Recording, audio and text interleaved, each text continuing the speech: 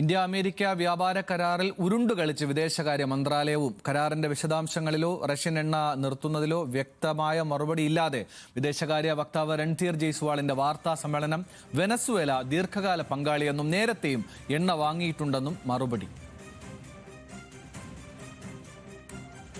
We have, as I told you, there's a history of engagement with Venezuela. We have long-standing energy partnership with them, and we remain open to exploring options of availability of crude oil from Venezuela and other places, depending on its commercial viability. Last week, we had the signing of this historic landmark trade deal. Now, the trade deal, the trade agreement, they have to undergo internal processes in both sides in the European Union and also here in India. But let me tell you, both sides remain politically committed to implement the agreement as soon as possible. Asif Muhammad news ഡെസ്കിൽ നിന്ന് നമ്മളോടൊപ്പമുണ്ട്. ആസിഫ്, അമേരിക്കയാണ് ഇന്ത്യയിലെ എല്ലാ കാര്യങ്ങളും തീരുമാനിക്കുന്നത് നിലയിൽ വലിയ വിമർശനമാണ് ഉയർന്നത്. ആ ഘട്ടത്തിലാണ് വിദേശകാര്യ വക്താവ് മാധ്യമങ്ങളെ കാണുന്നത്. ഒരു വ്യക്തതയും ഇല്ല എന്നാണോ ഈ വാർത്താ സമ്മേളനത്തിൽ നിന്ന് മനസ്സിലാക്കേണ്ടത്? തീർച്ചയായും വിദേശകാര്യ വക്താവ് മാധ്യമങ്ങളെ കാണുമ്പോഴും ഈ കരാർ സംബന്ധിച്ച് ഏതെങ്കിലും തരത്തിലുള്ള വ്യക്തത വരുത്താൻ കഴിഞ്ഞിട്ടില്ല എന്നുള്ളതാണ് ഏറ്റവും പ്രധാനപ്പെട്ടത്.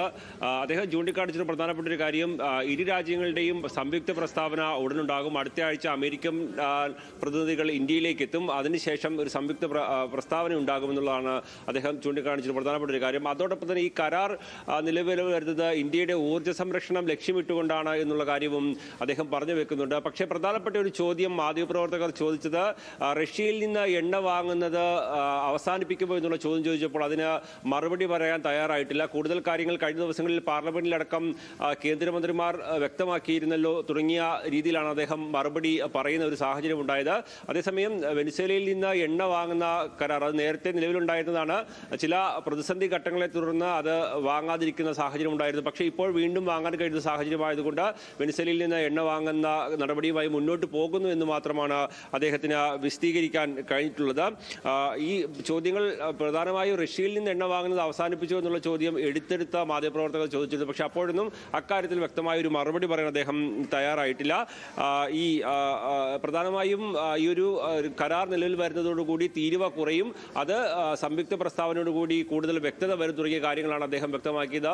ഇന്ത്യ അമേരിക്കയുമായിട്ടുള്ള വ്യാപാര കരാറാണെങ്കിലും അതുപോലെ തന്നെ യൂറോപ്യൻ യൂണിയനുമായിട്ടുള്ള കരാറാണെങ്കിലും അത് നടപ്പിൽ വരേണ്ടത് അനിവാര്യമാണ് തുടങ്ങിയ കാര്യങ്ങൾ ഒഴുക്കൻ മട്ടിൽ പറഞ്ഞുകൊണ്ട് പോവുക മാത്രമാണ് ചെയ്തത്. ഈ കരാർ ഏതൊക്കെ തരത്തിൽ നടപ്പിലാക്കുമെന്നോ അതിന്റെ വ്യവസ്ഥകൾ എന്താണോ എന്നോ ഈ വിദേശ രാജ്യങ്ങളുമായിട്ടുള്ള ബന്ധത്തെ അത് ഏത് തരത്തിൽ ബാധിക്കുമെന്ന് തുടങ്ങിയ ചോദ്യങ്ങൾക്കൊന്നും മറുപടി പറയാൻ തയ്യാറായിട്ടില്ല എന്നുള്ളത് ഏറ്റവും പ്രധാനപ്പെട്ടതാണ്. ഈ റഷ്യയിൽ നിന്ന് എണ്ണ വാങ്ങുന്നത് സംബന്ധിച്ചുള്ള ചോദ്യങ്ങളോട് പൂർണ്ണമായും ഒഴിഞ്ഞു മാറുന്ന സമീപനമാണ് എന്തായാലും വിദേശകാര്യ വക്താവും ഇപ്പോൾ മറുപടിയിൽ. ശരി, ആസിഫ് മുഹമ്മദാണ് ന്യൂസ് ഡെസ്കിൽ നിന്ന് ഈ വാർത്താ സമ്മേളനത്തിന്റെ വിവരങ്ങൾ നൽകിയത്. ഏതായാലും ഇന്ത്യയും അമേരിക്കയും ഒരു സംയുക്ത പ്രസ്താവന നടത്തുമ്പോൾ കരാറുകളെ സംബന്ധിച്ചുള്ള വ്യക്തത വരുമെന്നാണ് വിദേശകാര്യ വക്താവ് പറയുന്നത്. മറ്റു കാര്യങ്ങളിലൊന്നും ഒരു വ്യക്തതയും വന്നിട്ടില്ല.